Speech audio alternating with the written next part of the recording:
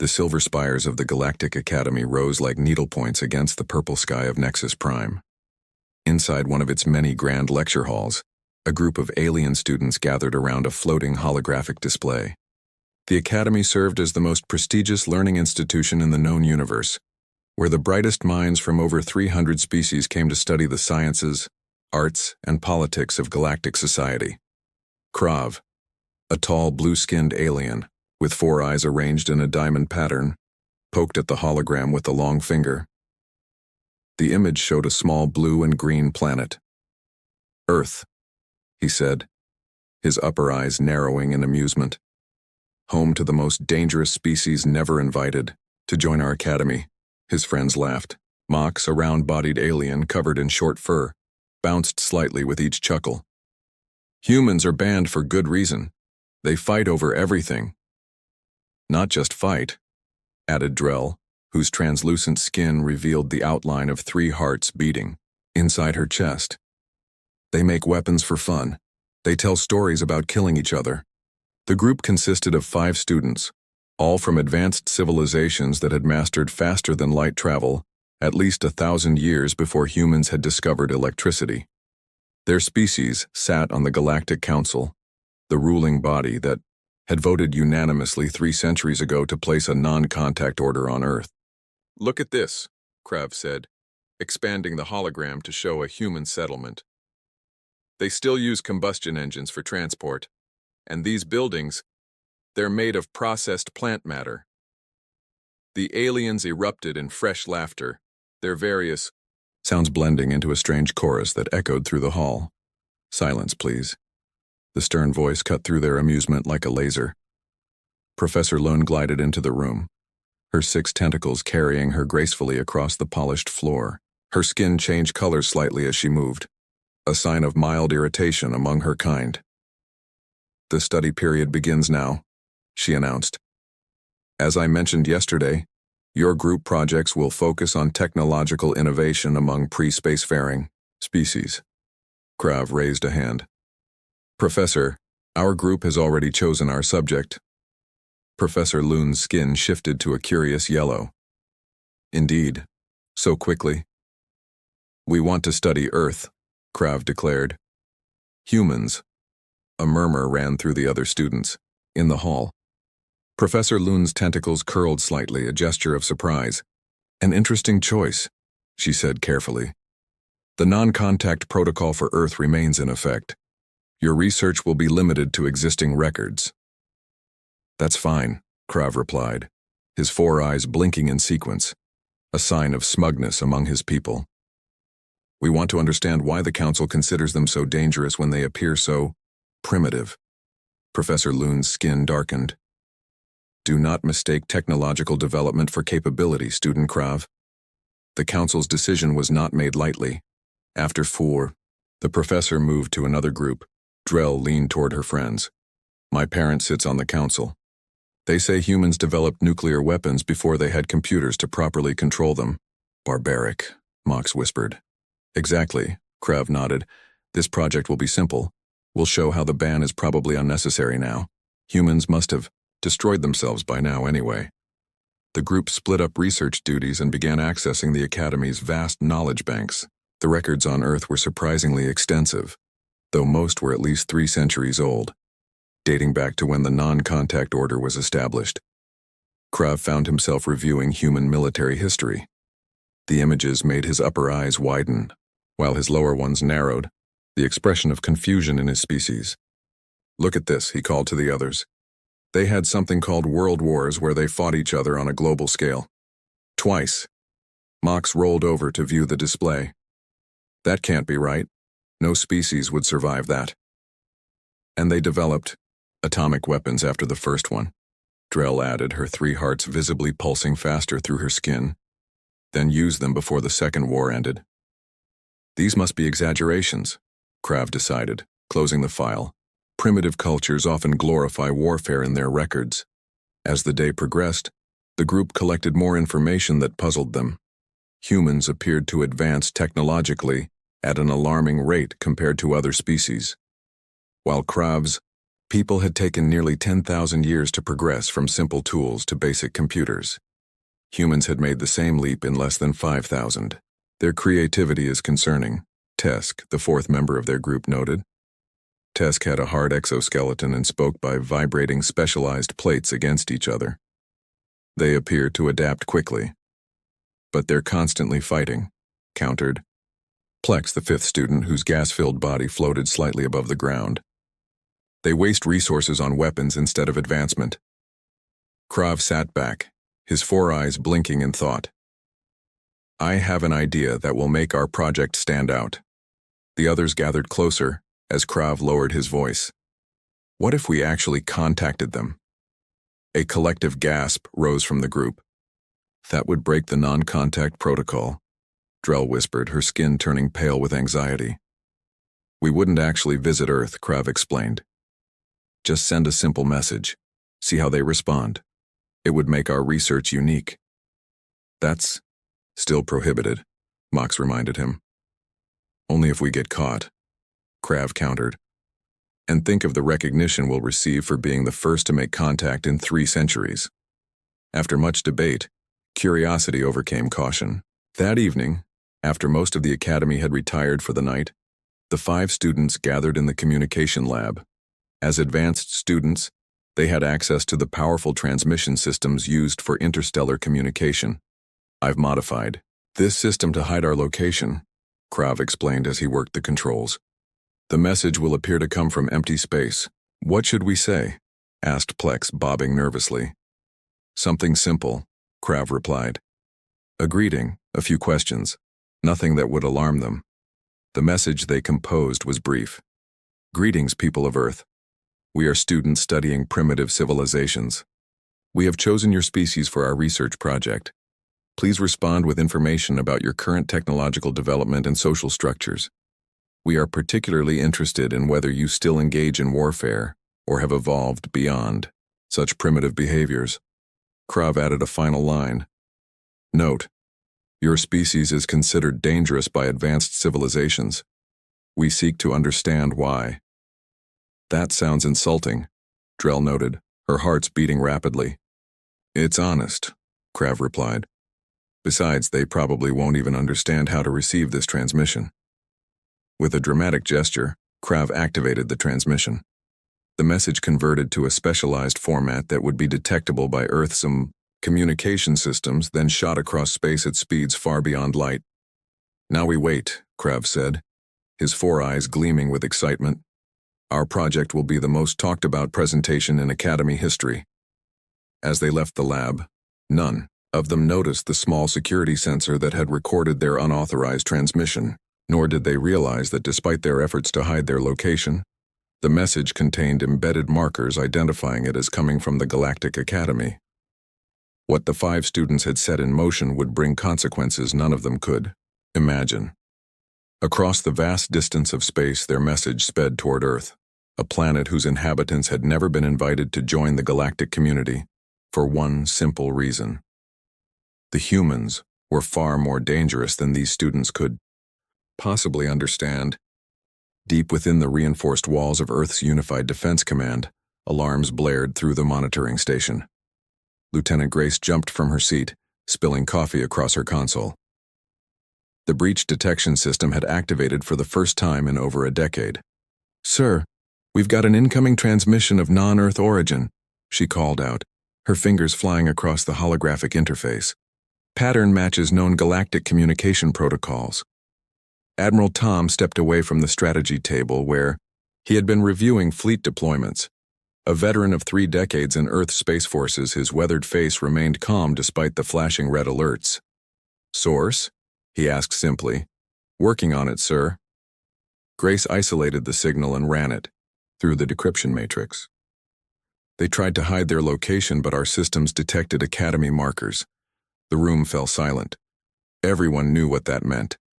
The Galactic Academy, humanity had been monitoring its transmissions for over a century, gathering intelligence about the advanced alien civilizations that had chosen to isolate Earth rather than welcome it. Put it on screen, Admiral Tom ordered. The message appeared, translated by Earth's AI systems. As the staff read the condescending words, faces hardened around the room. Primitive civilizations, Colonel Ben scoffed, his dark eyes narrowing.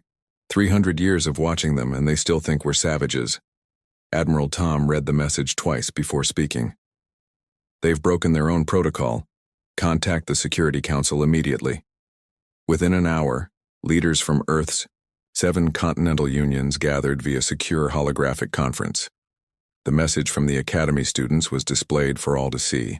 This is a clear violation of their non-contact directive, said Representative Lee of the Asian Union. For centuries they have observed us without direct communication. Now this. And from students no less, added Chief Wilson of the Pacific Islands Collective. Not even an official contact. Admiral Tom stood before the council, hands clasped behind his back. We have 3 options. Ignore the message, respond diplomatically, or demonstrate why they were right to fear us in the first place. Doug, the military advisor to the North American Union, leaned forward, his cybernetic eye whirred as it focused. This message reveals something important. They've forgotten why they feared us. They mock us while sitting undefended. We don't know that they're undefended, cautioned Ambassador Raj of the Indian subcontinent. Actually, we do, Doug countered. Our deep space monitoring has tracked their defensive capabilities for decades. The Academy itself has minimal military protection, relying on the non-aggression pacts between member species. Admiral Tom nodded. Which is why Project Nightshade may be our best response. The council members exchanged glances. Project Nightshade was not common knowledge even among Earth's leadership. Explain, ordered President Otero of the United Republics of South America.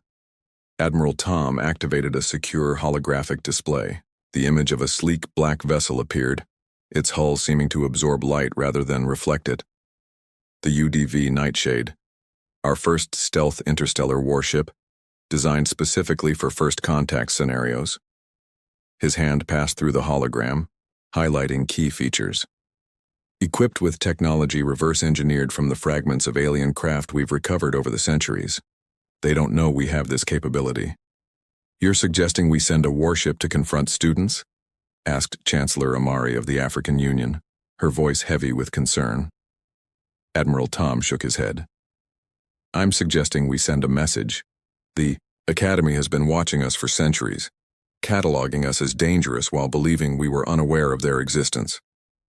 He paused. We've been patient. We've learned their languages, studied their technology, and prepared for the day they would finally reach out. And now they have, Doug added with mockery and condescension. The room fell silent as the implications settled over the council. Humanity had never been invited to join the galactic community, not because they weren't advanced enough, but because the other species feared them. What exactly would Nightshade do? President Otero finally asked. A reconnaissance mission only, Admiral Tom assured. Captain Mark and his crew would approach undetected, assess the situation, and make contact on our terms. No aggressive action unless threatened. After hours of debate, the council voted. The decision was not unanimous, but the majority prevailed. Earth would respond, not with words, but with action. Meanwhile, back at the Galactic Academy, Krav and his friends gathered in their common area, reviewing their research. It's been 3 days since we sent the message, Mox noted, his furry body drooping slightly. No response. As expected, Krav replied confidently. Their communication systems probably couldn't even detect our transmission. Drell wasn't so sure. Her transparent skin had remained pale with worry since they'd sent the message. What if they did receive it and have reported us to the council? Impossible. Krav dismissed her concern with a wave of his four-fingered hand. Earth technology is primitive, and even if they somehow received it, they would be too excited by alien contact to report anything. We should focus on our presentation, Tesk suggested, his exoskeleton clicking as he moved. Professor Loon expects our preliminary findings tomorrow. The group had compiled a report filled with examples of human primitiveness, their reliance on fossil fuels, their tendency toward violent conflict, their fragmented political systems. They had created short videos dramatizing human behavior, based on old historical records, each one more exaggerated than the last. "This will be the most entertaining presentation of the semester," Plex boasted, floating higher in excitement. "We'll show why humans are rightfully banned. They're too dangerous to themselves, let alone the galaxy." As they laughed, the door to their common area slid open. Professor Lune entered, her skin a deep purple, the color of severe concern. "Students," she said, her voice unusually sharp, "I need to speak with you immediately." Krav's upper eyes blinked nervously. "About our project, Professor? We've made excellent progress." "About your unauthorized transmission to Earth," Professor Lune cut him off. The 5 students froze. Drell's hearts became visible, beating frantically through her transparent skin. "How did you—" Mox began. "All communications are monitored," Professor Lune said. "Even those you believe are hidden." Her tentacles coiled tightly around each other. "Do you understand what you've done? The non-contact protocol exists for a reason." "But humans are primitive," Krav argued. "The records show they barely had space travel when the protocol was established." Professor Lune's skin darkened further. "The records you accessed were heavily redacted. The full reasons for the non-contact order are classified beyond your security level." She moved closer, looming over the students. "Humans weren't banned from joining us because they were primitive. They were isolated because they were deemed too dangerous to integrate with galactic society." "Dangerous?" Plex scoffed. "How could they threaten species with our technological advantages?" Professor Lune's voice dropped to a whisper. "Because, in the brief time we observed them directly, humans advanced more rapidly under pressure than any species we had encountered. And their response to perceived threats was disproportionate." A chime sounded from the communication panel on the wall. Professor Lune glided over and activated it. "Professor," came an urgent voice. "The Council requests your immediate presence. There's been an incident." "What kind of incident?" she asked. There was a pause before the response came. "Long-range sensors detected an anomaly near the outer system. It vanished before we could identify it. Given recent events, the Council believes it might be related to Earth." Professor Lune turned back to her students, her skin now almost black with fear. "What have you done?" she whispered. Far beyond the Academy's detection range, the UDV Nightshade dropped out of faster-than-light travel, its advanced stealth systems already active. The sleek black ship absorbed all scanning attempts, appearing as nothing more than a shadow against the stars. On the bridge, Captain Mark studied the holographic display of the Galactic Academy. His crew, 12 of Earth's finest, worked in disciplined silence around him. "Stealth systems functioning at optimal capacity," reported Lieutenant Ava from the tactical station. "Their sensors show no sign of detecting us." Captain Mark nodded. "Begin full scan of the Academy. I want to know everything. Defensive capabilities, communication systems, life forms present." "What about the message, sir?" asked Commander Jim, his second-in-command. "Do we respond?" Captain Mark's lips curved in a slight smile. "Oh, we'll respond, but not in the way they're expecting." The Nightshade moved silently toward the Academy, carrying humanity's answer to 3 centuries of isolation. The UDV Nightshade glided through the darkness of space like a predator moving through deep waters. Its hull, coated with advanced light-absorbing materials, appeared as nothing more than a void against the stars. Inside the ship, the crew operated, in near silence, each focused intently on their tasks. Captain Mark stood on the bridge, hands clasped behind his back as he studied the massive structure growing larger on the main view screen. The Galactic Academy was even more impressive up close than in the long-range scans Earth had gathered over decades. Its silver spires stretched outward from a central hub like the petals of a metallic flower, each one housing thousands of beings from across the galaxy. "Final approach vector locked in," Lieutenant Ava reported from her station. Her fingers danced across the holographic controls with practiced precision. "Maintaining stealth protocols at maximum efficiency." "Any sign they've detected us?" Captain Mark asked. Commander Jim shook his head. "Nothing, sir. Their scanning systems are sophisticated, but they're not designed to look for vessels with our capabilities. We're effectively invisible to them. This was the true advantage of the Nightshade. While other Earth ships used technology reverse-engineered, from alien designs, the Nightshade had been built from the ground up with a singular purpose: to move undetected through space, controlled by technologically superior species. Its propulsion system left no energy signature. Its hull absorbed rather than reflected scanning beams. Even its life support systems were contained within nested fields that prevented any emissions from escaping. "Begin full-spectrum analysis," Captain Mark ordered. "I want to know everything about that station. Defensive capabilities, communication protocols, power systems, and most importantly, the exact location of our message recipients." The crew worked with quiet efficiency, gathering data as the Nightshade positioned itself within striking distance of the Academy. They had trained for this mission for years, preparing for humanity's first direct contact with the galactic community that had chosen to isolate Earth rather than welcome it. "Sir, I've identified the student living quarters based on power consumption patterns," reported Officer Lin from the sensor station. "There's a cluster of 5 life forms whose biological signatures match the species tags from the message." "Good work," Captain Mark nodded. "What about their defenses?" "Minimal as expected," Commander Jim replied. "The Academy itself has basic shield technology and emergency protocols, but no serious weapon systems. They rely on the galactic non-aggression pacts in their remote location for security. Their overconfidence is our advantage," Captain Mark said quietly. "Position us within 50 kilometers of the main communications array. If we need to make our presence known quickly, that's our target." As the Nightshade maneuvered silently into position, Captain Mark activated the ship's specialized surveillance systems. Soon, the bridge crew could hear conversations happening inside the Academy, translated in real time by the ship's AI.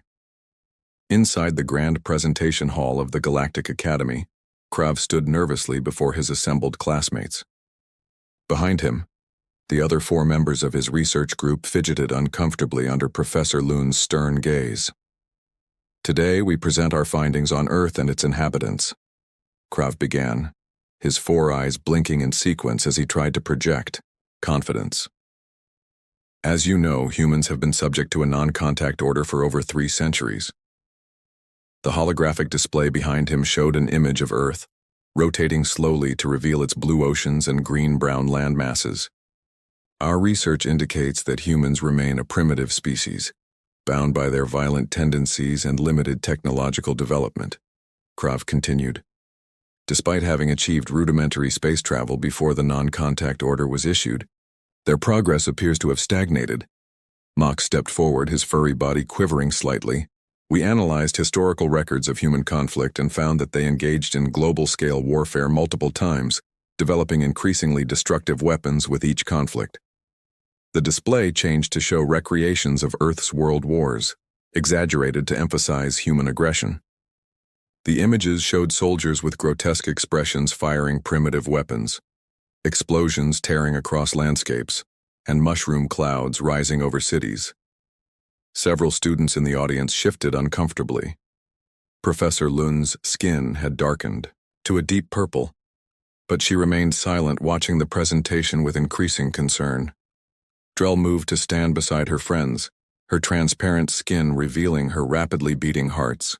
"Based on available data, we believe humans would pose a significant danger to galactic harmony if contact were established. Their biological tendencies toward territorialism and aggression make them unsuitable for integration."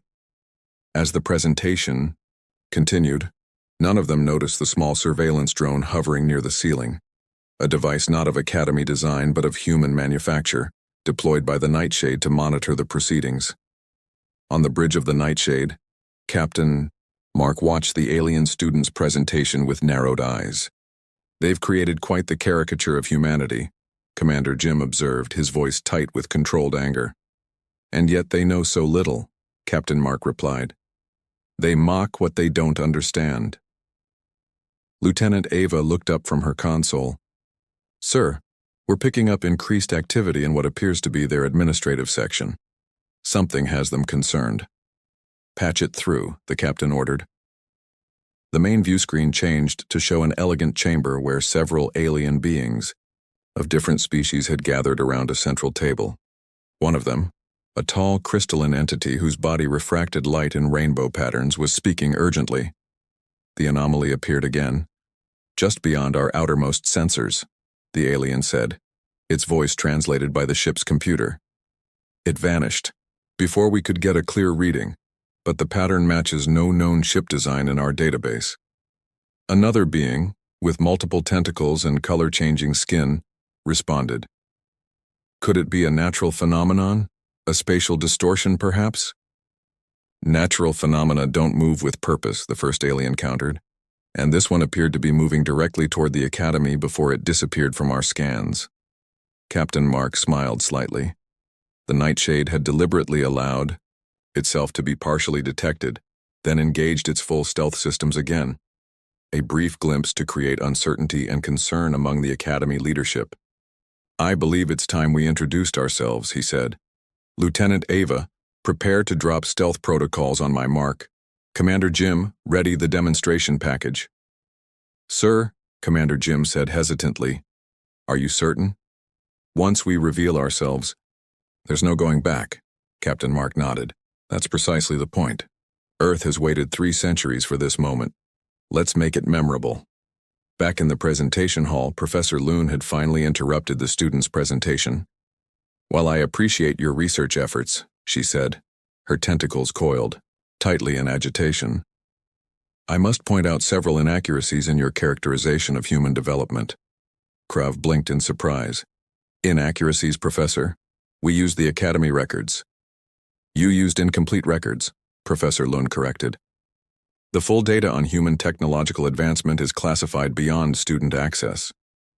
Before she could continue, an aide rushed into the hall, moving directly to Professor Loon and whispering urgently in her ear equivalent. The professor's skin paled to almost white. This session is dismissed, she announced abruptly. All students return to your quarters immediately. Confused murmurs spread through the hall as students began to file out. Krav and his friends remained in place, exchanging worried glances. Professor, what's happening? Drell asked, her hearts visibly racing through her transparent skin. Professor Loon fixed them with all 4 of her eyes. The Academy Council has called an emergency session. I have been summoned immediately. Is it about our message? Plex asked, his gas-filled body deflating slightly with anxiety. We don't know, Professor Loon replied, but her tone suggested otherwise. Stay in your quarters until further notice. As she hurried from the hall, the lights throughout the Academy suddenly flickered, then stabilized. Moments later, a deep vibration rumbled through the structure, felt rather than heard. In the administrative chamber, the council members froze as their holographic displays simultaneously deactivated, then reactivated to show a single image. A sleek black ship of unmistakably human design. And in the vacuum of space just beyond the Academy's outermost spire, the UDV Nightshade shimmered into visibility, its stealth systems temporarily deactivated. Against the backdrop of stars, the Earth vessel appeared as a physical manifestation of the void itself, a darkness with purpose and intent. The message that followed was transmitted on all Academy frequencies in perfect galactic standard. Greetings, Galactic Academy. This is Captain Mark of the United Defense Vessel Nightshade. We received your students' message and have come to provide the information they requested about our current technological development.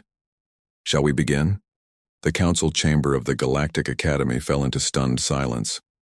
7 representatives from the most advanced civilizations in known space stared at the image on their screens.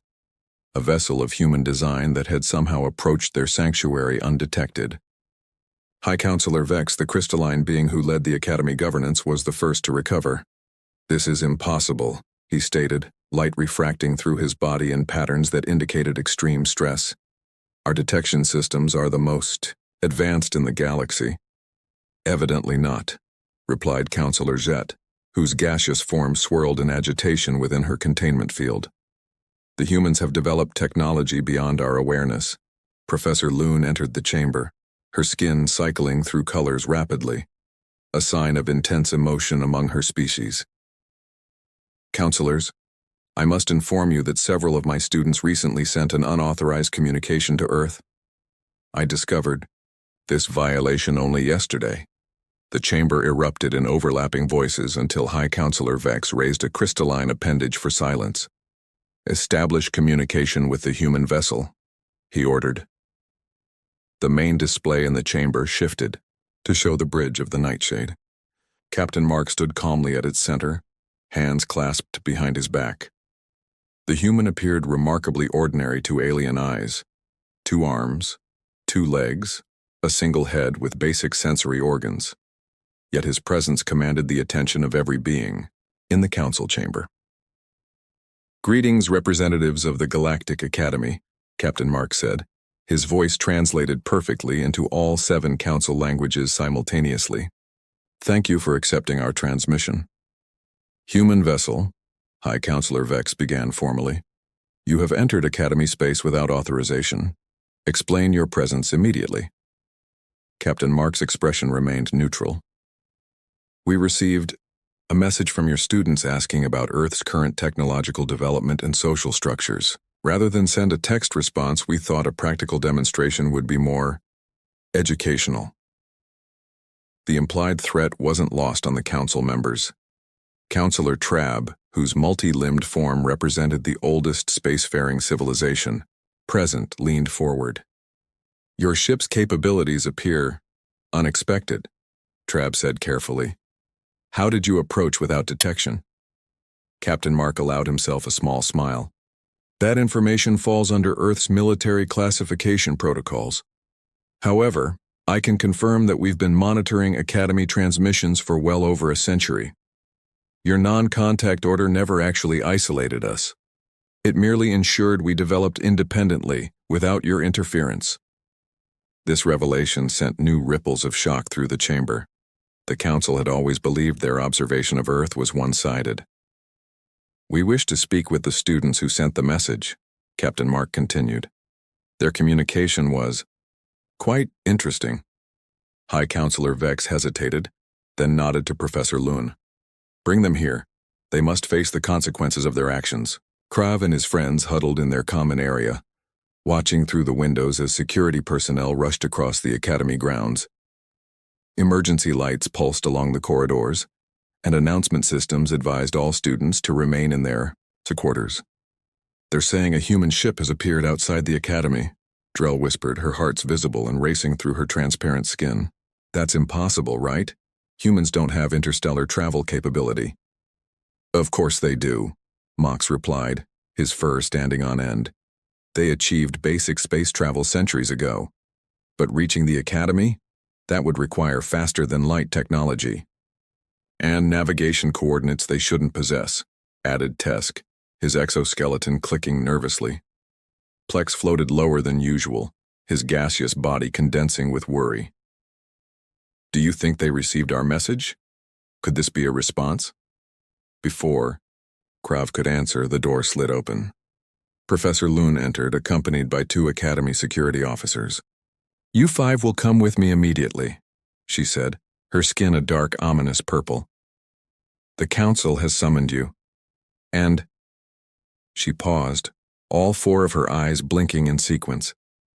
The humans have requested to speak with you specifically. The poor walk to the council chamber felt endless. Academy hallways that had once seemed welcoming now felt confining, as the 5 students followed Professor Lune through security checkpoints. They passed a viewpoint and gasped collectively. Through the transparent dome they could see the human ship, a dark angular vessel that seemed to absorb the light of nearby stars. It's so small, Krav whispered. Most galactic vessels were massive constructions, designed for comfort during long voyages. The human ship appeared functional, utilitarian, and unmistakably military in purpose.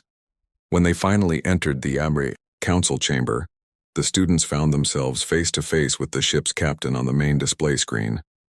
The human's eyes, only 2 of them, Krav noted with a strange sense of disappointment, seemed to look directly at each student in turn. These are the individuals who sent the message? Captain Mark asked. Yes, Professor Lune confirmed. Students Krav, Drell, Mox, Tesk, and Plex. The human captain nodded. I've reviewed your message and your recent presentation on human civilization. Both contained significant inaccuracies. Krav, usually confident to the point of arrogance, found himself unable to speak. It was Drell who finally stepped forward. We apologize for any offense, she said, her voice wavering slightly. Our message was sent as part of a research project. A research project that violated Academy protocols, Captain Mark noted, and one that characterized my species as primitive, violent, and unsuited for galactic society. High Counselor Vex intervened. Captain, these are merely students. Their actions do not represent the official position of the Academy or the Galactic Council. Perhaps not, Captain Mark agreed. But their message presented an opportunity we've been waiting for. Earth has respected your non-contact order for 3 centuries, despite being fully aware of your observation posts in our solar system. We could have destroyed them at any time. The revelation that humans had known about the observation posts sent another shockwave through the council chamber. Those posts had been considered completely covert, using the most advanced stealth technology available. If you were aware of our presence, why did you not make contact before now? Asked Counselor Jet. We were curious to see how long you would watch us without introducing yourselves, Captain Mark replied. 300 years seemed sufficient time for observation. When these students broke protocol, we decided the time had come for a proper introduction. Krav finally found his voice. You claim to be peaceful, yet you arrive in what is clearly a warship, he challenged, his 4 eyes narrowing. This only confirms our research about human aggression. Captain Mark's expression hardened slightly. Interesting perspective. Perhaps a demonstration is in order. He turned to someone off-screen. Commander Jim, activate Package Alpha. For a moment, nothing happened. Then, one by one, the systems throughout the Academy began to shut down. Emergency lights flickered and died. Environmental controls faltered. Communication networks went silent. Even the artificial gravity wavered momentarily before stabilizing at a reduced level. Panic spread through the chamber as the counselors found their personal devices non-functional. Only the communication link with the Nightshade remained active. What have you done? Demanded High Counselor Vex, light patterns flashing chaotically through his crystalline form. A non-destructive electromagnetic pulse, precisely calibrated to affect your technology without causing permanent damage. Captain, Mark explained calmly. No weapons were fired, no one was injured. This is merely a fraction of our capabilities. Developed independently while you watched from a distance and deemed us too dangerous to contact. The students stood frozen in shock. Their research had suggested humans were centuries behind in technological development. Yet here was evidence that they had not only caught up but perhaps surpassed their observers in some areas. Power will return in exactly 60 seconds, Captain Mark continued. Consider this a small demonstration of why your initial assessment of humanity was both accurate and deeply flawed. We are indeed dangerous when threatened, but we are not primitive. As promised, exactly 1 minute later, systems throughout the Academy began to reactivate. Lights returned. Environmental controls resumed normal function. Communication networks reconnected. But something fundamental had changed. The illusion of superiority that had comforted the Academy for centuries had been shattered in less than 2 minutes. Captain Mark leaned slightly forward, his gaze moving from the counselors to the students. Now, shall we discuss the response to your research inquiry properly? You asked about Earth's current technological development and social structures. You asked why we are considered dangerous. I believe this demonstration has answered at least one of those questions. Krav's 4 eyes blinked rapidly as understanding dawned. Their mockery of humans had been based on ignorance, dangerous ignorance. And now the very species they had ridiculed had appeared literally overnight, bypassing all defenses, and demonstrating power that could have easily destroyed them instead of merely inconveniencing them. We're ready to listen, he said quietly, all traces of arrogance gone from his voice. The main hall of the Galactic Academy had never been so full. Students and faculty from all 300 member species packed the tiered seating, their diverse forms creating a living tapestry of galactic life. At the center of the hall, projected on a massive holographic display, stood Captain Mark of the UDV Nightshade. His image towered over the assembled beings, a deliberate choice by the Academy Council to ensure every attendee understood the gravity of the situation. For 3 centuries, Captain Mark began, his voice translated perfectly into all major galactic languages, Earth has observed your observation of us. A murmur rippled through the crowd. Many had still not processed that humans had known about the galaxy's monitoring of their planet. You might wonder why we never announced ourselves before today, he continued. The answer is simple. We were curious. While you watched our television broadcasts and monitored our radio signals, we studied your language patterns. While you tracked our spacecraft, we reverse-engineered your sensor technology from the pieces of observation equipment that occasionally failed and fell to Earth. In the front row, Krav sat with his 4 eyes downcast. Beside him, Drell's transparent skin revealed her heart's beating at a more measured pace now. The initial fear had given way to fascinated attention. Mox's fur lay flat against his round body, a sign of submission in his species. Tesk and Plex remained perfectly still, absorbing every word. Many of you believe humans were banned from joining the galactic community, Captain Mark said. This is your first misconception. Earth was not banned, we chose isolation. Another wave of surprised whispers swept the hall. Professor Lund, seated near her students, nodded slowly. She had suspected as much, though the full truth had been kept from most Academy faculty. Captain Mark gestured, and the holographic display changed to show the first contact between Earth and galactic representatives centuries earlier. When your observers first approached Earth openly, they encountered a planet divided by national borders, ideological differences, and resource competitions. They saw our conflicts and our weapons. They saw our rapid technological advancement, faster than any species in your records, and they made a recommendation to the Galactic Council that humanity be given time to mature before formal introduction to the wider community. The display shifted again, showing the transcript of that ancient council meeting. What you may not know is that human representatives were present for that discussion. We agreed with the assessment. Our planet needed time to overcome its divisions, but we requested one condition: that all observation be conducted passively, without interference in our development. High Counselor Vex rose from his seat at the edge of the stage, light refracting through his crystalline body, in a pattern indicating formal address. This is true, he confirmed to the stunned audience. What you are hearing is the classified history of Earth's relationship with the galactic community. Only council members have had access to these records until now. On the massive screen, Captain Mark nodded in acknowledgement. For 3 centuries, both sides respected this arrangement. You watched us develop. We allowed this observation while preparing for eventual contact, but we also prepared for less peaceful scenarios.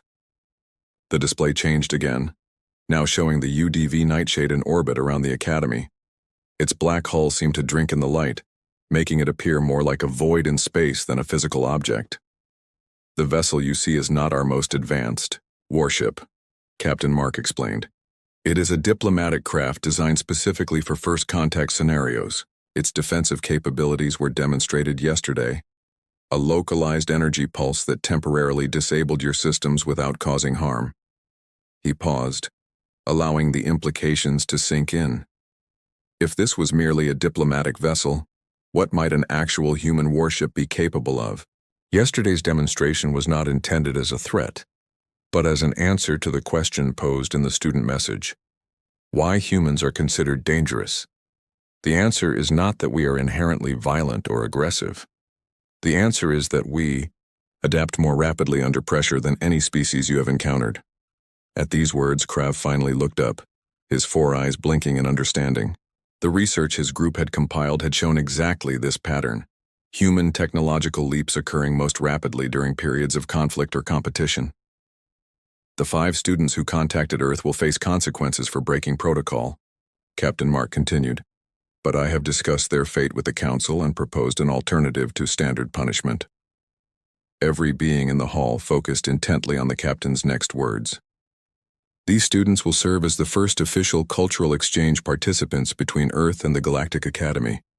They will spend 1 Earth year on our planet, learning directly about human society rather than studying redacted records. Krav's eyes widened in shock. Drell's hearts became clearly visible, beating rapidly with surprise and perhaps excitement.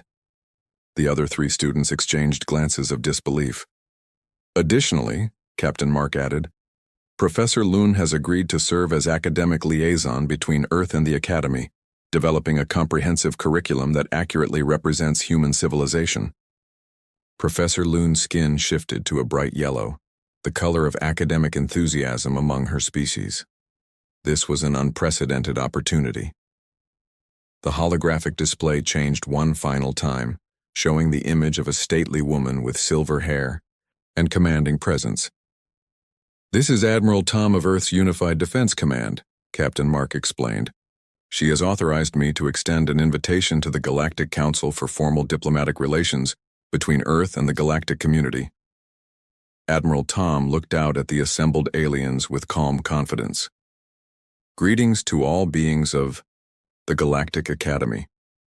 For 3 centuries we have watched each other from a distance. Today, that distance ends. Earth is prepared to join the galactic community, not as a junior member requiring guidance, but as an equal partner with unique perspectives to contribute. The Admiral's image was replaced by Captain Mark once more. The Nightshade will remain in Academy space for 7 Earth days, while preliminary diplomatic protocols are established. During this time, the 5 students and Professor Loon will prepare for their journey to Earth. As the transmission ended, the hall erupted in excited conversation. Species that had never before encountered humans now faced the prospect of regular interaction with them. Academic departments throughout the Academy would need to revise centuries of curriculum regarding Earth. In the front row, Krav turned to his friends, all 4 of his eyes wide with the realization of what awaited them. We're going to Earth, he whispered, his voice blending awe and apprehension.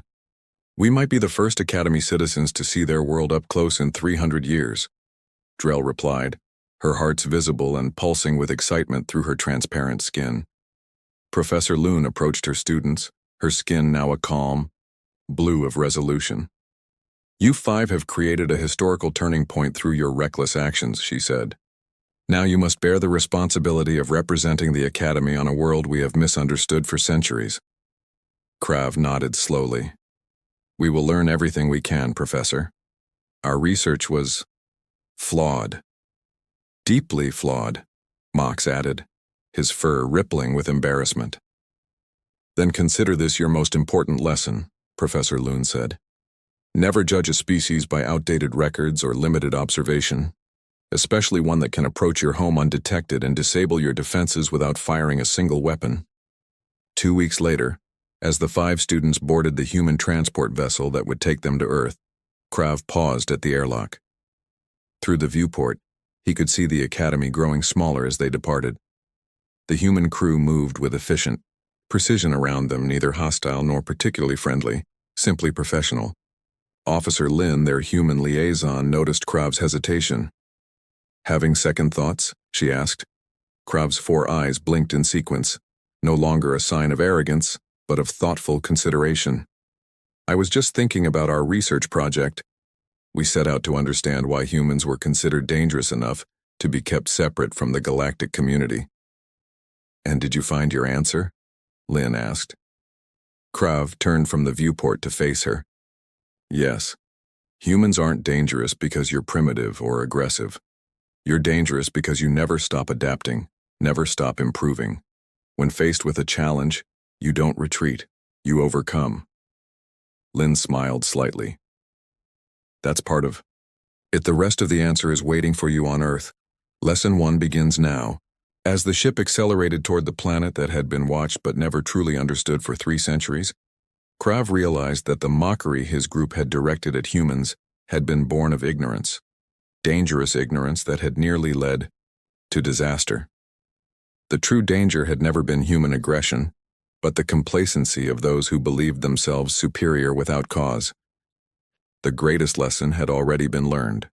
Never underestimate a species that turns isolation into strength, observation into opportunity, and challenges into advancement, especially when that species builds ships that can eliminate you without firing a single shot.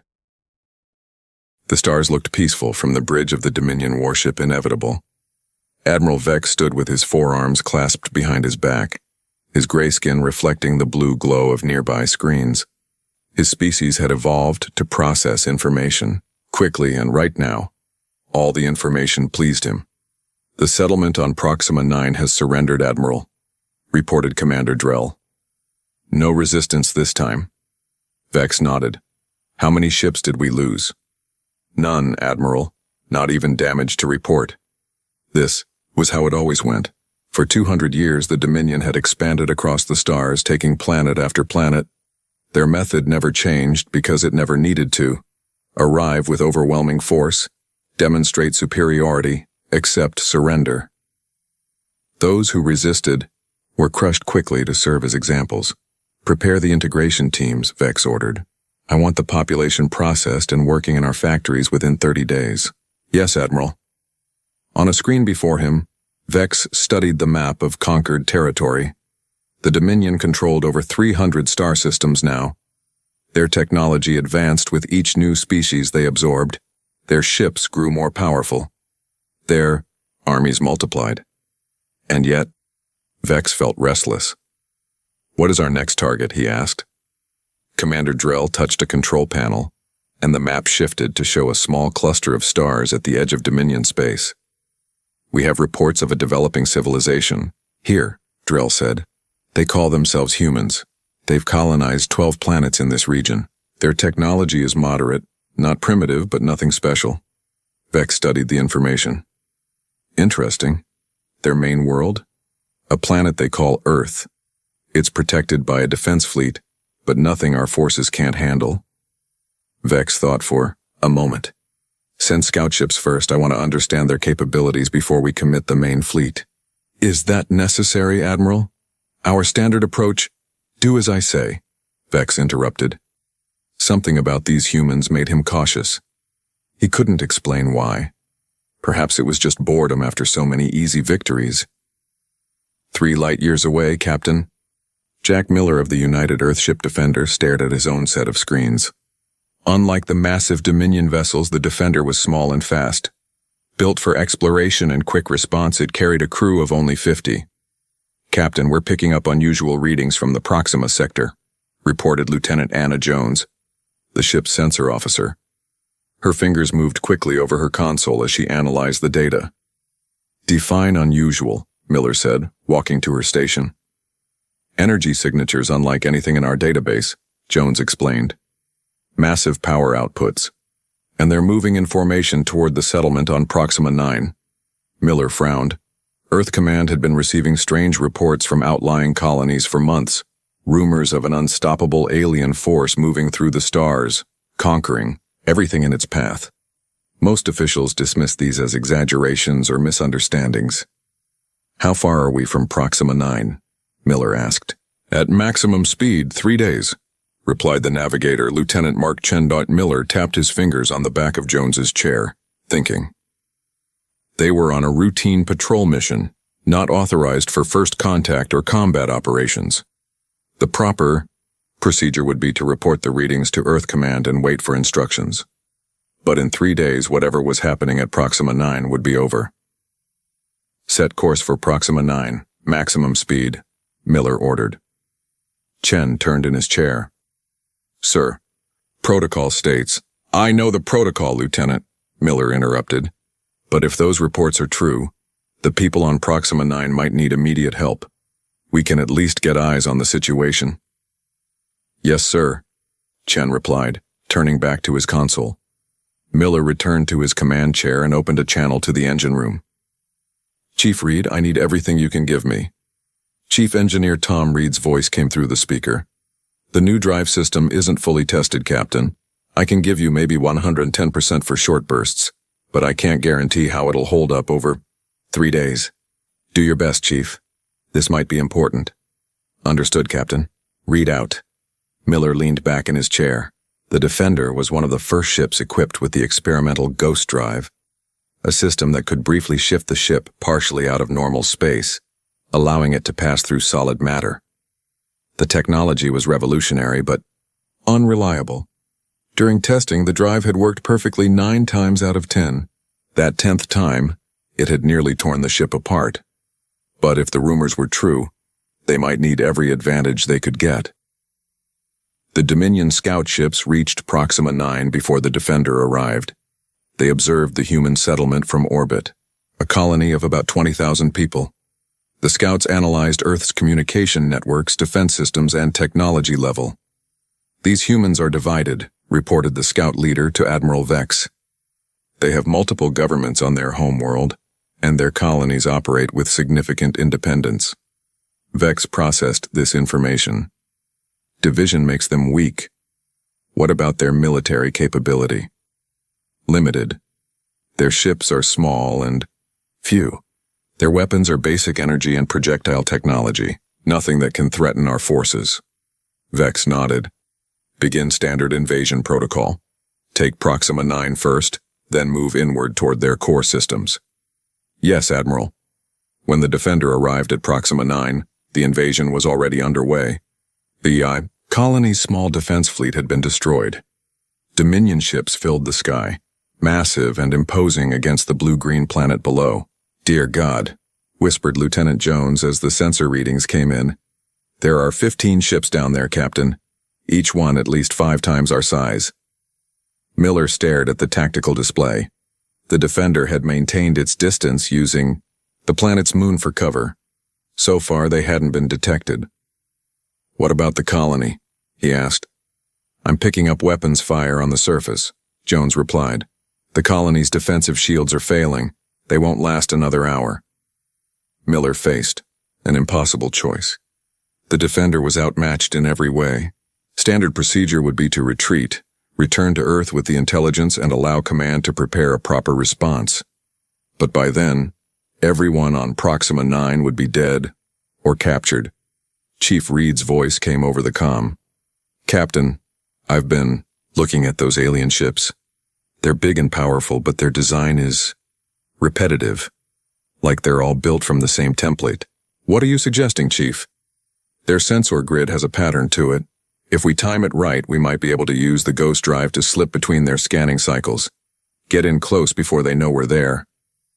Miller considered this. It was a desperate plan, but sometimes desperate was all you had.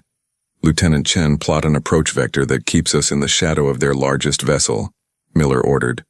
Chief Reed, prepare the Ghost Drive. Lieutenant Jones, arm all weapons. Sir? Jones looked uncertain.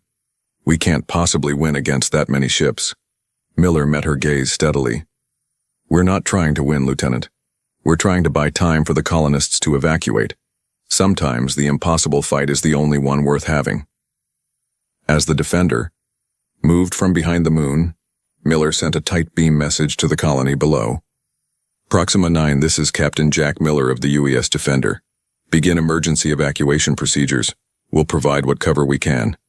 Then he turned to his crew, determination in his eyes. Let's show these aliens that humans don't surrender easily. Defender accelerated toward the Dominion fleet, small but defiant against the vast darkness of space, about to become the thorn that would change the fate of humanity forever. The Dominion fleet hung in orbit around Proxima 9 like massive predators. On the bridge of the lead ship, a junior officer approached Commander Drell with confusion clear on his face. Commander, we've detected a small vessel approaching from behind, the moon. Drell barely looked up from his station. Another human ship? Destroy it. It's not following any predictable course, sir, and our weapon systems are having trouble locking onto it. Now Drell's attention was caught. In 200 years of conquest, no species had presented any real challenge. Combat was typically brief and one-sided. Show me, he ordered. The tactical display revealed a small ship moving in strange patterns toward the Dominion fleet. It seemed to flicker in and out of sensor range, appearing where it shouldn't be possible. Drell's eyes narrowed. Alert Admiral Vex. On the UES Defender, Captain Miller gripped his command chair as the ship phased in and out of normal space. Ghost drive functioning at 85% capacity, Chief Reed reported from engineering, his voice strained. We can't keep this up for long, Captain. Just get us close enough for a clean shot, Miller replied. The Defender slipped between two massive Dominion vessels, appearing to pass partially through one of them. The alien ships began firing, but their weapons struck empty space where the Defender had been moments before. They can't track us properly, Lieutenant Jones said, excitement in her voice. The ghost drive is working. Miller nodded. What's the status of the colony? Evacuation pods are launching, but the Dominion ships are targeting them, Chen reported. Then let's give them something else to worry about, Miller said. Target their nearest ship's weapon systems and fire. The Defender materialized fully, just long enough to fire a volley of energy torpedoes at the nearest Dominion vessel. The torpedoes struck with precision, creating explosions along the larger ship's hull. Direct hits, Jones called out. Miller allowed himself a small smile. How do they like that punch? On the bridge of the inevitable, Admiral Vex watched the unexpected attack with growing concern. What is happening? He demanded. A single human ship is attacking our fleet, Commander Drell explained, disbelief in his voice. It's using some kind of technology that allows it to partially phase out of normal space. Vex had never seen anything like it. The Dominion's conquest had always followed the same pattern. Overwhelming force met with fear, then surrender. No species had ever presented a technological surprise. Destroy that ship, Vex ordered coldly. We're trying, Admiral. Our targeting systems can't lock onto it when it phases. Vex's skin darkened with anger. Then fire in patterns. It has to become solid to attack. Back on the Defender, the situation was becoming desperate. Ghost drive at 60% and falling, Reed warned. We've got maybe 10 more minutes before it fails completely. Miller knew they couldn't defeat the entire Dominion fleet. That wasn't the plan. They just needed to create enough chaos to let the colonists escape. Status of the evacuation? He asked. 30% complete, Chen replied. They need more time. The ship rocked as a Dominion energy beam grazed their hull. They're starting to predict our movements, Jones warned. Adapting their firing patterns, Miller thought quickly. Chief Reed, can we use the ghost drive differently? Instead of phasing the whole ship, could we phase just parts of it? Make them think we're somewhere we're not? There was a pause before Reed responded. It's not designed for that, but I might be able to modify it. Give me 2 minutes. You've got one, Miller replied as another blast rocked the ship. Vex watched with growing frustration as the human ship continued to evade destruction. Smaller Dominion vessels were now moving to intercept the evacuation pods leaving the planet's surface. Admiral, Commander Drell reported. The human ship has stopped phasing. We have a lock. Vex's 4 eyes fixed on the tactical display. Fire everything. Multiple Dominion ships fired at once, their energy weapons converging on the point where the Defender appeared to be. The space lit up with destructive energy. Direct hit, Drell announced. Vex felt satisfaction return. No species could stand against the Dominion. This brief resistance was merely, Admiral, the human ship is attacking from our flank. Vex turned to see the supposedly destroyed vessel firing on one of his ships from an entirely different position. How is this possible? He demanded. It worked, Reed shouted over the comm. The modified ghost drive created a perfect holographic projection while phasing us to a new position. Miller nodded in approval. Good work, Chief. Now let's make the most of their confusion. The Defender fired again, targeting the engines of one of the Dominion ships pursuing the evacuation pods. The ship veered off course, its propulsion systems damaged. Evacuation now at 50%, Chen reported. We need to keep this up a little longer, Miller said. Lieutenant Jones, find me their command ship. Jones studied her sensor readings. The largest vessel at the center of their formation, sir, but it's heavily shielded. Can we get a message through those shields? Jones looked surprised. A message? Sir? Yes. I want to talk to whoever's in charge. Admiral Vex was still trying to understand how one small ship was creating such chaos when Commander Drell approached. Admiral, We're receiving a transmission from the human vessel. They want to speak with our commander. Vex considered ignoring it. The Dominion did not negotiate with inferior species. But curiosity won out. Put it through. A human face appeared on the screen. The creature had only 2 eyes and pale skin, primitive-looking compared to Vex's species. "I am Captain Jack Miller of the United Earth Ship Defender," the human said. "You're attacking a peaceful colony without provocation. We demand you withdraw immediately." Vex almost laughed. "You are in no position to make demands. I am Admiral Vex of the Dominion, and your world will be the next to join our empire."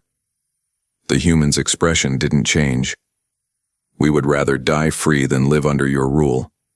And as you've seen today, we're capable of more than you expected." "One ship cannot stand against our fleet," Vex replied. "Vex, this is just the beginning," Miller said.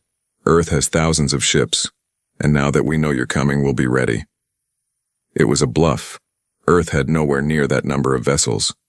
But Miller delivered it with absolute conviction. "You have 2 choices," Miller continued. "Leave now or face destruction." Vex's 4 eyes blinked in surprise at the human's boldness. Before he could respond, the transmission cut off. "Ghost drive at 40%, Captain," Reed reported. "We need to leave soon." Miller nodded. "Evacuation status?" 70% complete, Chen said. "Most of the remaining pods are launching now." "Good. Prepare to—" The ship rocked violently as a direct hit struck their hull. "Shields down to—" 30%, Jones called out. "They've adapted to our movement patterns." Miller made his decision. "Set course for the jump point. We've done what we came to do." The Defender fired one last volley at the Dominion fleet, then accelerated away from the planet, phasing in and out of normal space to avoid the worst of the enemy fire. Vex watched the human ship retreat, his anger building. For the first time in his long career, a battle had not gone according to plan. The humans had not surrendered. Their ship had damaged several Dominion vessels and allowed many colonists to escape. "Should we pursue, Admiral?" Drell asked. Vex considered. This. The human ship was small, but its technology was unexpected. This ghost drive was something the Dominion had never encountered. "No," Vex decided. "Return to the fleet. We must analyze what happened here and prepare a new strategy." He turned to stare at the tactical display, where the small human ship was disappearing from sensor range. "This Captain Miller and his ship have merely delayed the inevitable," Vex said. "But they will learn that no one defies the Dominion and survives." As the Defender jumped into faster-than-light travel, neither side realized that this small battle was the beginning of a conflict that would change the galaxy forever. 1 month after the battle at Proxima 9, Admiral Vex stood before the Dominion High Command. 6 senior leaders of different conquered species sat around a large table, their diverse forms united by the gray skin tone that marked all who had been fully integrated into the Dominion. "This human ship continues to be a problem," Vex explained, displaying images of the UES Defender. "In the past 4 weeks, it has attacked 3 of our supply convoys and destroyed a communication relay." "Hi." Commander Krall, the oldest member of the Council, leaned forward. "One ship is causing all this trouble? Surely our fleet can handle it." "It's not that simple," Vex replied. "The humans' ghost drive technology allows them to appear and disappear without warning. They strike quickly and retreat before we can respond." "Then adapt our tactics," Krall said dismissively. "We have conquered hundreds of worlds. We will not be stopped by one ship." Vex nodded stiffly. "I have already diverted 20 warships to hunt down the Defender. We will find it and we will destroy it." "See that you do," Krall replied. "Our invasion of human space should not be delayed by such a minor obstacle." Vex left the meeting with anger burning inside him. To the High Command, this was a small problem. To Vex, it had become personal. No one had ever embarrassed him before. The human Captain Miller would pay for that. The UES Defender drifted in the shadow of a large asteroid, its systems running on minimal power to avoid detection. Inside the ship, the mood was tense but determined. Captain Miller studied the star, chart in his ready room with Lieutenant Chen. The Dominion's expansion has slowed, Chen pointed out. They've diverted ships to search for us instead of pushing deeper into our territory. Miller nodded. That gives Earth more time to prepare. The Ghost Drive specs have been sent to all major shipyards. They're refitting as many vessels as possible. The door opened, and Chief Reed entered with Lieutenant Jones. How's our girl holding up? Miller asked. Reed sighed. I've patched the Ghost Drive as best I can, but it wasn't designed for this much use. We're operating at 75% efficiency at best. It'll have to do, Miller replied. What about the data you've been collecting, Lieutenant? Jones placed a tablet on the table. I've been analyzing Dominion communication patterns. They're incredibly structured, almost like a machine language. I think I can predict their fleet movements based on their transmission patterns. Miller smiled. That's exactly what we need. If we can stay one step ahead of them. The ship's alarm suddenly blared. Miller tapped his communication badge. Bridge, report. Captain, we've detected multiple Dominion ships entering the system. The OA officer on duty reported. They're deploying in a search pattern. I think they know we're here. Miller looked at his officers. How did they find us? They must have improved their sensors, Reed suggested. Or they got lucky, Chen added. It didn't matter now. Battle. Stations, Miller ordered. Prepare the Ghost Drive. We're getting out of here. Aboard his flagship, Admiral Vex watched with satisfaction as his ship surrounded the asteroid field. The human ship is hiding in there, he told Commander Drell. Our new quantum detection grid can sense the Ghost Drive's energy signature, even when it's not active. Drell nodded. They don't know we can track them now. Deploy the net, Vex ordered. No escape this time. 20 Dominion warships moved into position, creating a sphere around the asteroid field. They began firing specialized energy pulses that would force any ship using the Ghost Drive to become fully solid. On the Defender, systems started failing as the ship was hit by the strange energy field. What's happening? Miller demanded. Reed checked his readings with growing concern. They're using some kind of dampening field. It's affecting the Ghost Drive. Can we jump out? Miller asked. Not while that field is active, Reed replied. We'd be torn apart if we tried to phase now, Miller thought quickly. If we can't use the Ghost Drive to escape, we'll use conventional tactics, prepare all weapons, target the nearest Dominion ship and give them everything we've got. The Defender emerged from behind the asteroid, engines flaring to life. The small ship accelerated directly toward the nearest Dominion vessel, firing continuously. Vex watched with surprise as the human ship charged directly at his forces. They're being reckless, Drell commented. No, Vex replied. They're being human. This Captain Miller would rather fight than surrender. The Defender's weapons struck the targeted Dominion ship with surprising force, causing damage to its forward section. They've modified their weapons, Vex noted with grudging respect. Return fire, disable that ship if possible. I want Captain Miller alive. The Defender shuddered as enemy fire struck its hull. Shields down to 40%, Jones reported. We can't take much more of this. Miller studied the tactical display. They were surrounded, outgunned, and unable to use their greatest advantage. It seemed hopeless. Then he noticed something. The dampening field isn't uniform, he said, pointing to the display.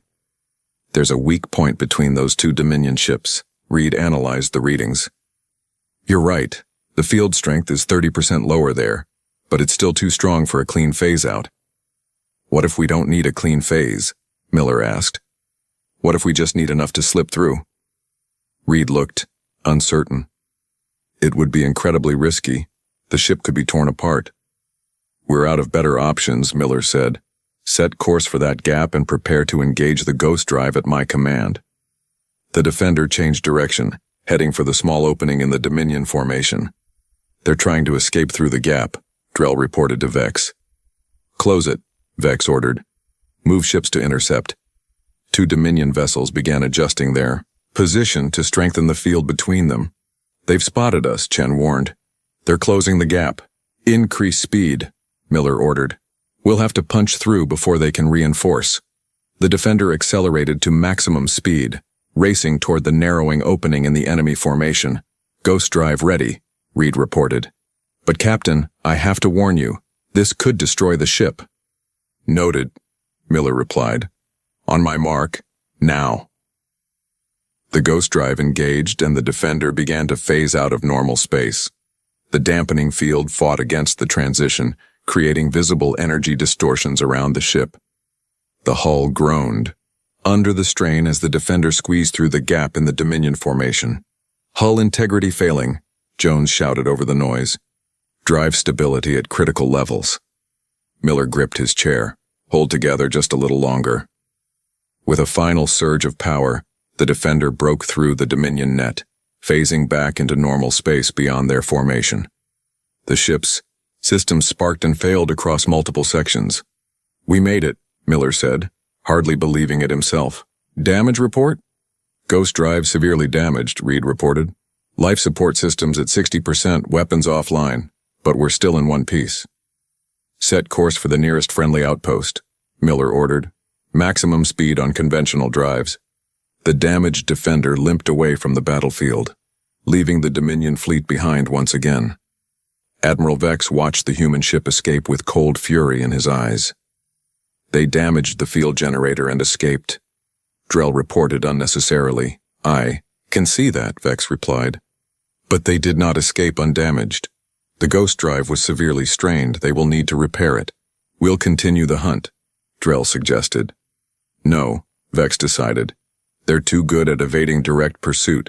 Instead, we will predict where they must go." He turned to his tactical officer. "Identify all possible locations where they could repair their special drive technology. Place our forces there." Vex stared at the fading signal of the Defender on his screen. "This game of chase is nearly over, Captain Miller. Soon, you will have nowhere left to run." As the Dominion fleet regrouped, neither side realized that their private war was inspiring other species to question Dominion rule. Across occupied worlds, stories spread about the human ship that defied the unstoppable conquerors. The Defender was becoming more than a thorn in the Dominion side. It was becoming a symbol of hope. The trading outpost of Haven was built inside a hollowed-out asteroid at the edge of known space. It existed in a gray area between major territories, where different species could meet and trade without political complications. It was also one of the few places the damaged UES Defender might find the parts needed to repair its ghost drive. Captain Miller stood at the airlock as Haven's docking clamps secured around his ship. Next to him, Chief Reed looked worried. "I don't like this." "Captain," Reed said quietly, "this place isn't officially aligned with Earth. We could be walking into a trap." "We don't have many options," Miller replied. "The ghost drive needs specialized components we can't fabricate on board, and Haven has a reputation for discretion." "For the right price," Reed added. Miller nodded. "Lieutenant Jones will stay aboard, with half the crew. If anything goes wrong, they'll take the ship and run, damaged drive or not." The airlock door cycled open, revealing a busy trading hub filled with beings of various species. Most Miller had never seen before. The space was filled with small shops, repair bays, and shadowy corners where private deals took place. "Keep your eyes open," Miller told Reed and Chen as they stepped through. "We're looking for parts, not trouble." The trio moved through the crowded marketplace, drawing curious glances. Humans were rare in this part of space, especially now that the Dominion was targeting their colonies. They approached a large repair bay where a blue-skinned, four-armed alien was working on a small spacecraft.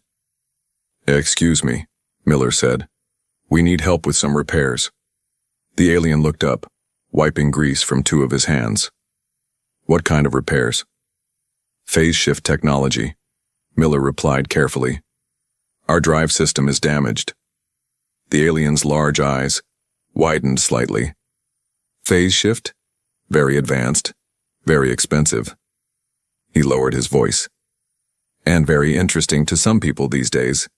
People asking questions about ships with such technology." Miller kept his expression neutral. "We can pay well." "I'm sure you can," the alien said. "But some things are worth more than money. Like information about a human ship that has been causing trouble for the Dominion." Miller's hand moved closer to his concealed weapon. We're just traders looking for repairs. The alien laughed. No one believes that, Captain Miller. Chen and Reed tensed, ready for trouble, but the alien held up his hands in a peaceful gesture. My name is Koro, he said, and I have no love for the Dominion. They conquered my homeworld 15 years ago, but we should not talk here.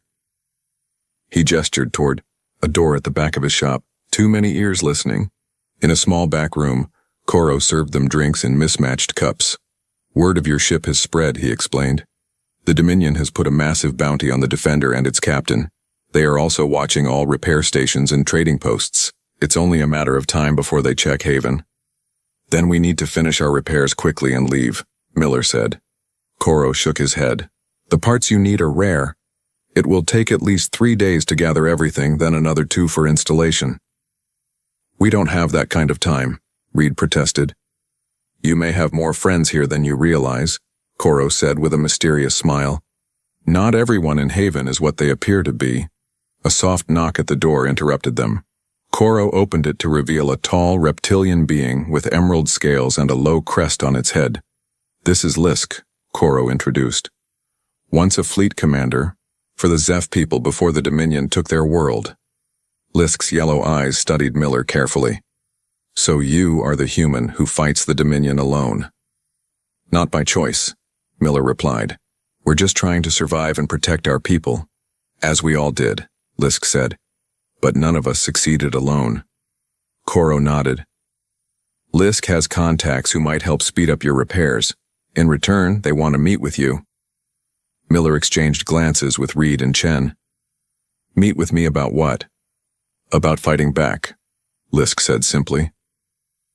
That evening, Miller found himself in a hidden chamber deep within the asteroid. Around a large table sat representatives from 6 different species. All of them had one thing in common. Their worlds had fallen to the Dominion. A female with delicate features and silvery skin stood to speak. I am Salandra of the Novari. My people were among the first conquered by the Dominion over a century ago.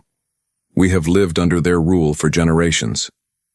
Why risk meeting with me? Miller asked. The Dominion would execute you all for this. Because you have done what none of us could, Lisk answered. You have defied the Dominion and survived. Barely, Miller admitted.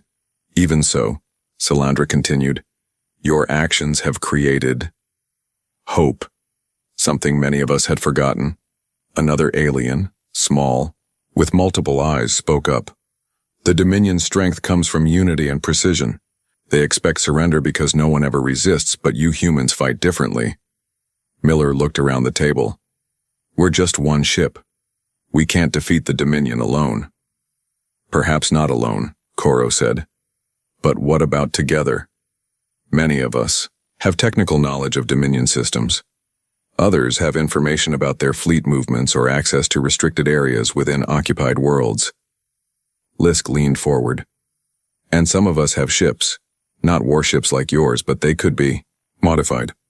Miller began to understand what they were suggesting. You want to form a resistance? Salandra nodded. The first unified one. Small for now, but growing. And what do you need from me? Miller asked, though he already knew the answer.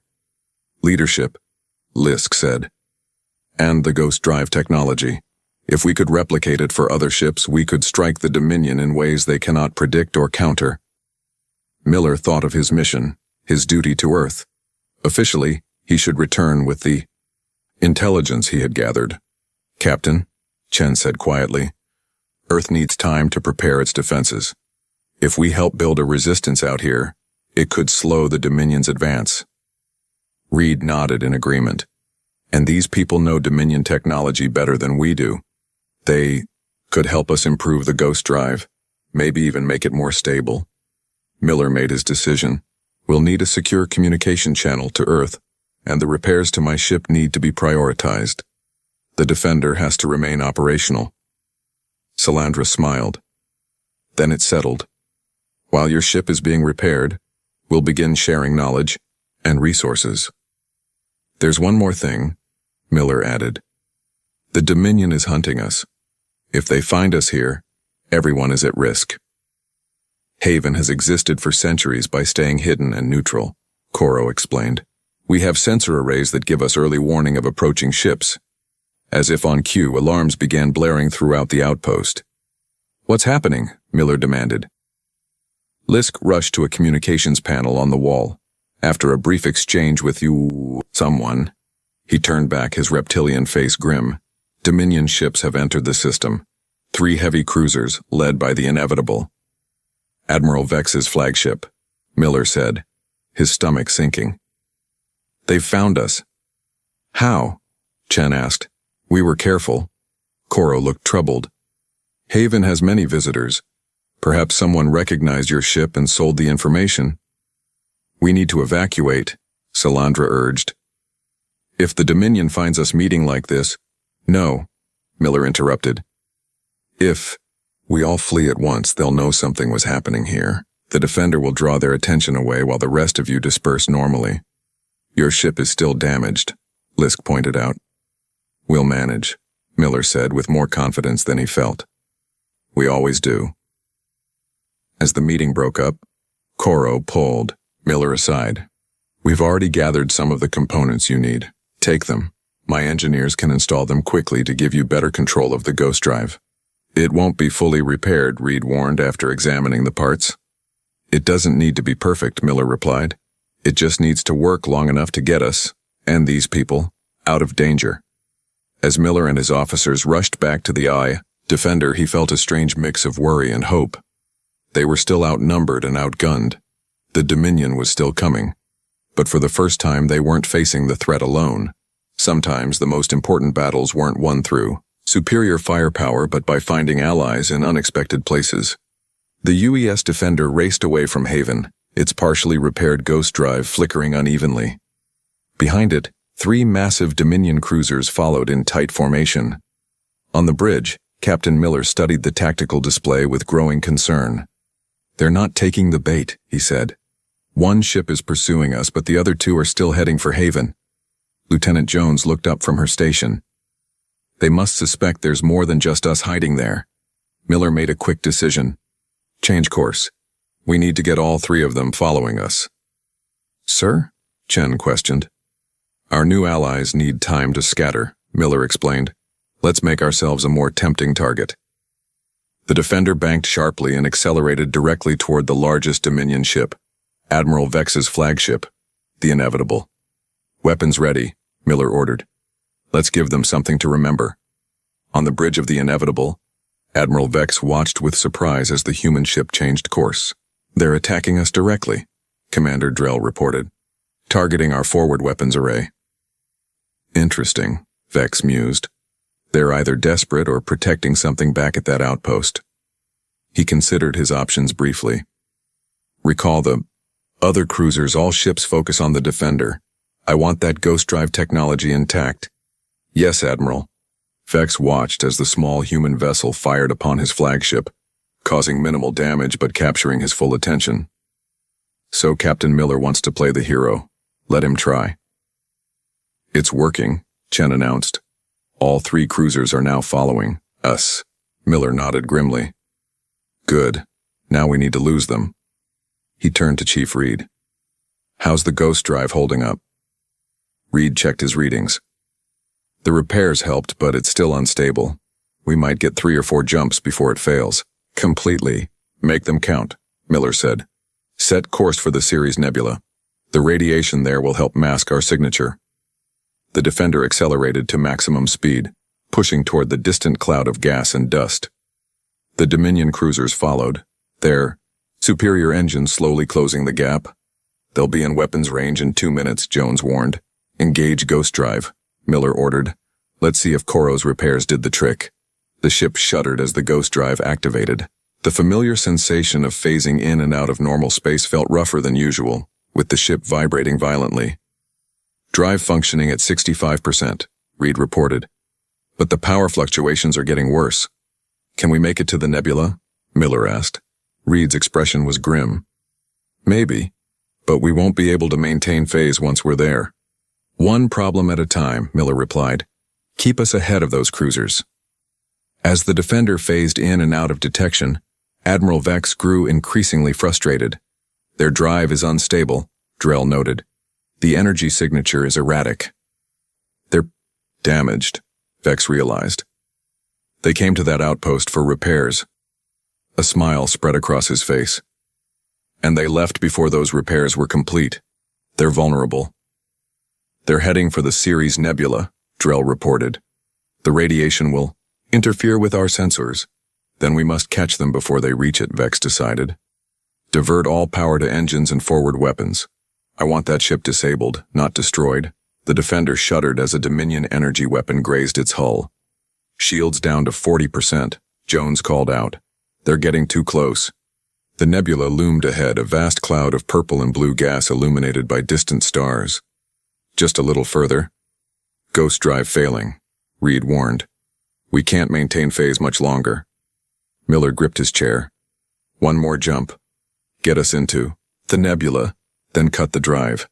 The ship phased one last time, jumping forward and disappearing into the colorful gas cloud. The ghost drive whined loudly, then went silent as Reed shut it down. We're in, Chen confirmed. Visibility is near zero. Our sensors can barely penetrate 10 kilometers in any direction.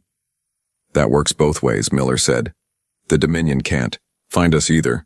Kill all non-essential systems. Minimal power only. The bridge darkened as systems powered down. The Defender drifted silently in the nebula, waiting. We've lost them, Drell admitted as the Dominion ships reached the edge of the nebula. Vex stared at the swirling gases with hatred.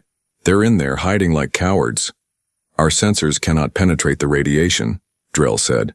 We could send in scout ships, but it would take days to search the entire nebula. Vex didn't have days. The High Command was already questioning his obsession with one human ship. No, he decided. We'll try something else. He turned to his weapons officer. Prepare to fire radiation dispersal charges into the nebula. Hundreds of them. But sir, Drell protested, that could trigger a chain reaction in the unstable gases. It might cause the entire nebula to ignite. Exactly, Vex said coldly. Either the humans will be forced to flee, or they'll burn with it. On the Defender, Miller and his crew waited in tense silence. Emergency lighting cast an eerie red glow across the bridge. Captain, Jones whispered suddenly. I'm detecting unusual energy readings at the edge of the nebula. The Dominion ships are launching something. Reed analyzed the data. They're dispersal charges. If enough of them detonate in the nebula, his face paled. The whole place could ignite like a bomb. Miller realized they were out of options. They couldn't run with a failed ghost drive, and they couldn't hide from a burning nebula. Open a channel to Haven, he ordered. Emergency frequency. Sir? Jones looked confused. Our new friends said they wanted to help, Miller explained. Let's see if they meant it.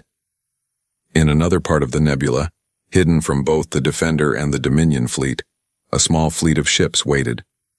Koro and Lisk stood on the bridge of the lead vessel, monitoring the situation. The human captain took a great risk to protect us, Salandra said, joining them. He didn't have to come back to warn us about the Dominion ships. And now he's trapped, Lisk added. The Dominion is preparing to ignite the nebula. Koro checked. His console as a signal came through. It's the Defender. They're calling for help. The three aliens exchanged looks. Coming to the humans' aid would reveal their existence to the Dominion. There would be no turning back. We are few, Lisk said realistically. Our ships are not warships. No, Salandra agreed. But neither were we warriors before the Dominion took our worlds. She straightened her silver shoulders. Perhaps it's time we became warriors again. Koro nodded and opened a channel to the other ships in their small fleet. All vessels prepare to attack on my signal. Today we fight beside the humans. Admiral Vex watched with satisfaction as the first wave of charges penetrated the nebula. Soon either the human ship would flee or it would be destroyed. Admiral, Drell called out suddenly. We're detecting multiple ships emerging from the far side of the nebula. Vex turned in surprise. What ships? Identify them, Before Drell could answer, the Dominion fleet was struck by weapons fire from a dozen different directions. Small, mismatched vessels swarmed from the nebula, attacking with surprising coordination. "These aren't warships," Drell said in confusion. "They're civilian vessels retrofitted with weapons, different designs from at least 6 species." Vex couldn't believe what he was seeing. Species fighting together? This is unprecedented. In the chaos of the unexpected attack, no one noticed the UES Defender slipping away from the nebula, its ghost drive jury-rigged for one final jump. "Now," Miller ordered as the Defender materialized directly behind the inevitable. "All weapons, target their engine core." The human ship fired everything it had at the Dominion flagship's vulnerable rear section. The ghost drive overloaded completely, sending power surges through the Defender's weapon systems, inadvertently amplifying their destructive power. The inevitable shields failed under the assault and the engine core was breached. Explosions rippled along the massive ship's hull. On his damaged bridge, Admiral Vex watched in disbelief as his systems failed around him. The once invincible Dominion fleet was in disarray, confused by attacks from multiple directions and the devastating strike from the human vessel. "This is impossible," he whispered as his flagship began to break apart. As the inevitable exploded, a shockwave knocked the Defender away. The human ship, its systems failing and ghost drive destroyed, tumbled through space. "We did it," Miller said as emergency systems struggled to stabilize the ship. But at what cost? Around them, the small Alliance fleet regrouped, having suffered losses but achieved the impossible, a victory against the mighty Dominion. "Captain," Jones called out, "I'm receiving transmissions from across the sector. Word of the battle is spreading. Other worlds are rising up against Dominion rule." Miller looked out at the debris that had once been Admiral Vex's flagship. What had started as one ship becoming a thorn in the Dominion's path had grown into something much greater, the beginning of a revolution. "Send a message to Earth," Miller ordered. "Tell them the Dominion can be beaten, and tell them we're not alone anymore." As the damaged Defender limped away from the battlefield surrounded by its new allies, Miller knew that the real war was just beginning. But for the first time, it was a war they might actually win. The end.